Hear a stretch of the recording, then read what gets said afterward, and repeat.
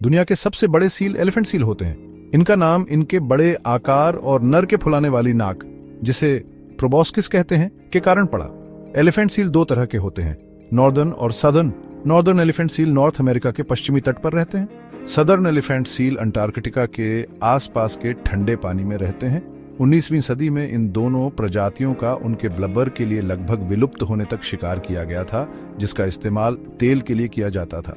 शुक्र है कि ये अद्भुत जीव बहुत अच्छी तरह से वापस आ गए हैं। संरक्षण के प्रयासों ने इन्हें बचाने में मदद की है और इनकी आबादी बढ़ रही है।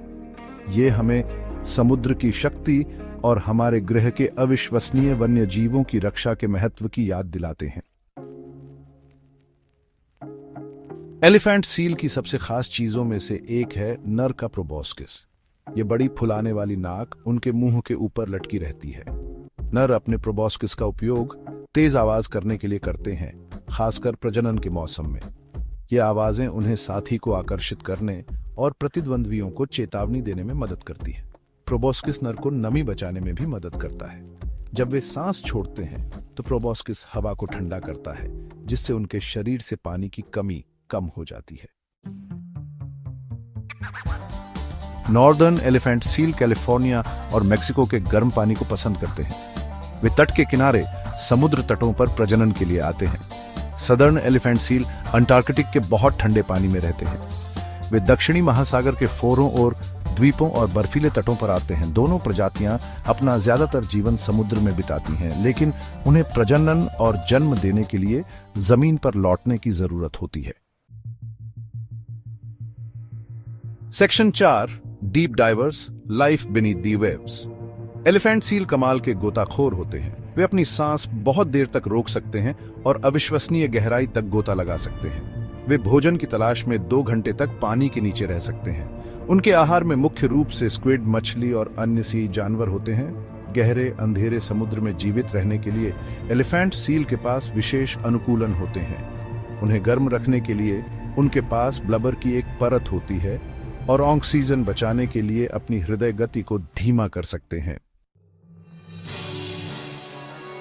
Section 5, a chorus of snorts and roars, breeding season.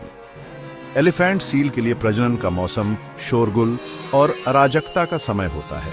वे समुद्र तटों पर कॉलोनियों नामक बड़े ग्रुपों में इकट्ठा होते हैं। नर डोमिनेंस और मादाओं के साथ संभोग करने के अधिकार के लिए लड़ते हैं। उनकी तेज दहाड़ और झड़पें दूर से सुनी जा सकती हैं। मादाएं समुद्र तट पर एक ही बच्चे को जन्म देती हैं।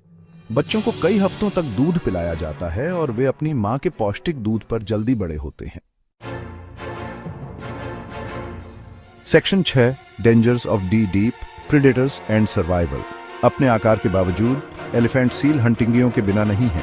ग्रेट व्हाइट शार्क और किलर व्हेल उनका शिकार करने के लिए जाने जाते हैं, खासकर युवा सील का। हालांकि एलिफेंट सील के पास कुछ डिफेंसेस हैं।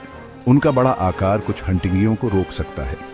वे तेज तैराक भी हैं और बचने के लिए अपनी फुर्ती का इस्तेमाल कर सकते हैं। उनकी सबसे अच्छी सुरक्षा अक्सर समूह की सुरक्षा होती है। एक कॉलोनी में कई आंखें खतरे की तलाश में रहती है और सील अपना डिफेंसेस करने के लिए मिलकर काम कर सकते हैं। Section 7, back from the brink, conservation success. Elephant seal का एक समय लगभग विलुप्त होने तक शिकार किया गया था। उनका ब्लबर बहुत कीमती था और उन्हें जमीन पर मारना आसान था। हालांकि संरक्षण प्रयासों के लिए धन्यवाद, उनकी आबादी फिर से बढ़ गई है। उनकी रक्षा के लिए कानून बनाए गए और शिकार पर प्रतिबंध लगा दिया गया। आज एलिफेंट सील एक संरक्षण सफलता की कहानी है। उनकी वापसी से पता चलता है कि सुरक्षा और सावधानीपूर्वक प्रबंधन के साथ विलुप्त होने के कगार पर खड़ी प्रजातियों को भी वापस लाया जा सकता है।